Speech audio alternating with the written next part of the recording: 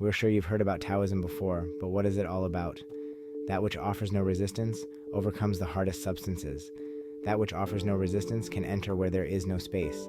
Few in the world can comprehend the teachings without words, or understand the value of non-action. Laozi, Tao Te Ching, Chapter 43.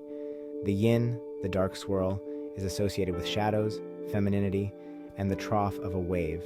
The yang, the light swirl, represents brightness, passion, and growth. He would have been alive around the 5th and 6th century BC, which makes him a contemporary of Confucius. Laozi wrote a masterpiece called Tao Te Ching, which is the main work of Taoism. A well-known concept that has emerged from Taoist philosophy is Wu Wei, that can be translated as non-action, effortless action, or the paradoxical action of non-action. In a practical sense, we can describe Wu Wei as the state of flow, often referred to as the zone by athletes. When athletes are in the zone, they engage in action without striving and move through time and space effortlessly. There are no extremes, no worries, no ruminations. Everything seems to flow in a natural course. Knowing others is intelligence. Knowing yourself is true wisdom. Mastering others is strength. Mastering yourself is true power. Laozi. Taoism is a philosophy of flow. Taoist philosophy emphasizes living with the Tao, also called the Way. So what is the Tao? That is a question we can't really answer, and it's futile to try. Our understanding of the Tao only goes as far as the limitation of our perception. What the Tao really is remains a mystery. The Tao is indefinable. Each person can discover the Tao on their terms. A teaching like this can be very hard to grasp when most people desire very concrete definitions in their own life. The famous opening of the Tao Te Ching goes like this. The Tao that can be described is not the eternal Tao. The name that can be spoken is not the eternal name. Taoist philosophers emphasize over and over again that true Tao is an all-encompassing force that is beyond our comprehension and cannot be perceived by the senses. Even though we can never grasp the true Tao, the goal is to live in agreement with it, which is strikingly similar to the Stoic approach to nature. So, how does one live in harmony with the Way? Taoist literature doesn't really give one practical method to achieve this.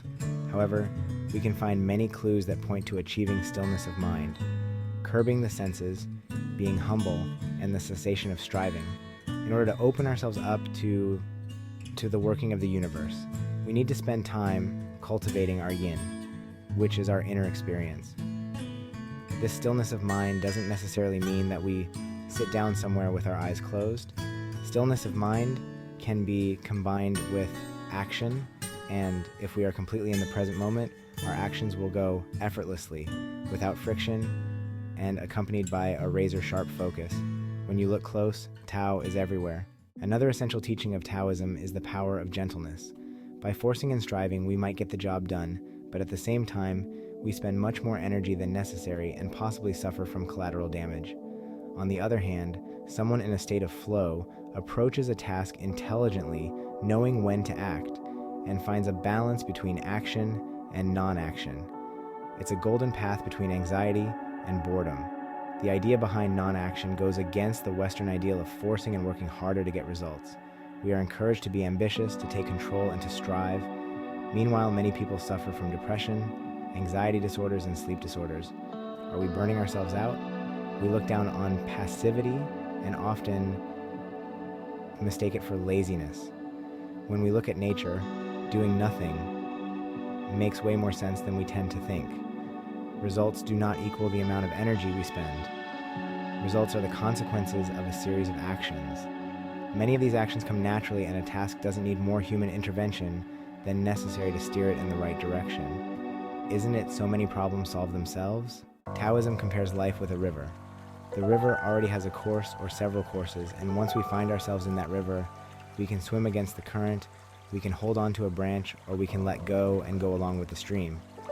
Most of our lives, we swim against the current and we don't even realize it. Our mind believes that it can and should control the environment in order to survive, which is kind of egocentric because the vast majority of processes within as well as outside ourselves are not in our control. The Taoist way is rather navigating through the river instead of trying to control it. Another aspect of the river that characterizes Taoism is the water itself. The characterization of water is softness and humility that basically symbolize Taoist virtue. The supreme good is like water, which benefits all of creation without trying to compete with it.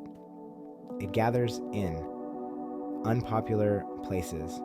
Thus, it is like Tao. Laozi, Tao Te Ching.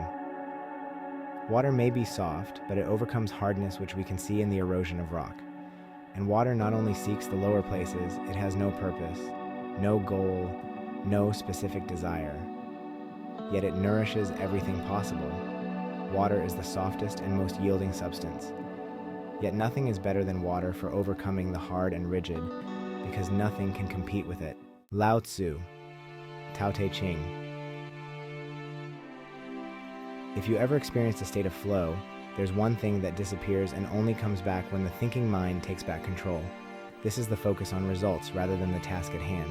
When you are in a state of flow, you forget results, the pressure, the anxieties about the future, the failings of the past. It's just you and the task at hand. You are completely in the present, and the only way to do this is by letting go. Letting go means stopping swimming against the current, stopping holding on to some branches. It means letting go of the past, letting go of the future, focusing on this moment entirely, and just living it without hesitation.